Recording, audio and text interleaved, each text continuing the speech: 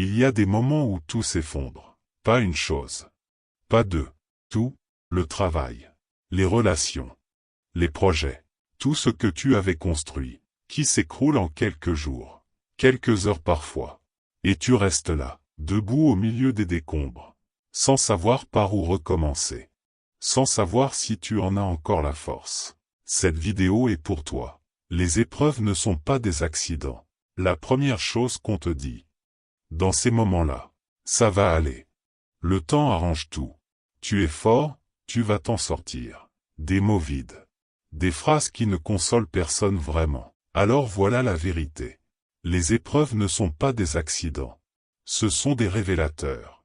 Ils montrent ce qui était fragile, ce qui n'était pas solide, ce qui devait tomber, pour que quelque chose de plus grand puisse se construire à la place. Le feu ne détruit pas ce qui est fort. Il révèle ce qui ne l'était pas. Et toi, ce que tu traverses en ce moment, c'est ton feu. Ce que font les forts différemment.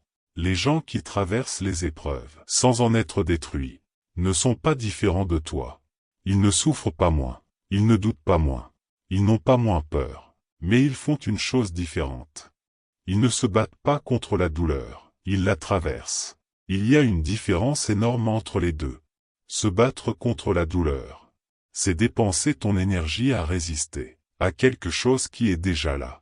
C'est de l'épuisement pur. Traverser la douleur, c'est accepter qu'elle est là, la regarder en face, lui dire, tu ne me définiras pas.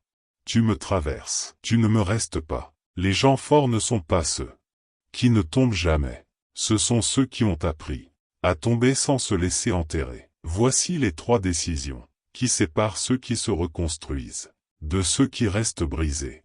Décision 1. Arrête de chercher pourquoi. Pourquoi moi? Pourquoi maintenant?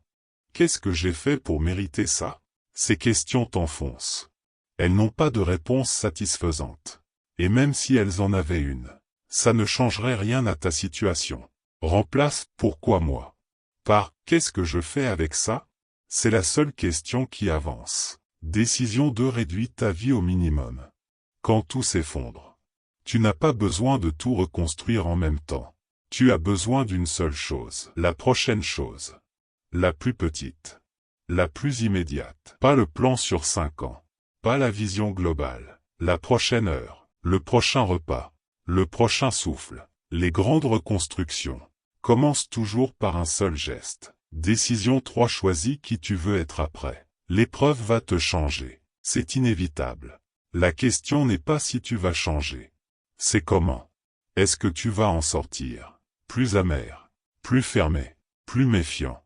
Ou est-ce que tu vas en sortir plus solide, plus lucide, plus vrai?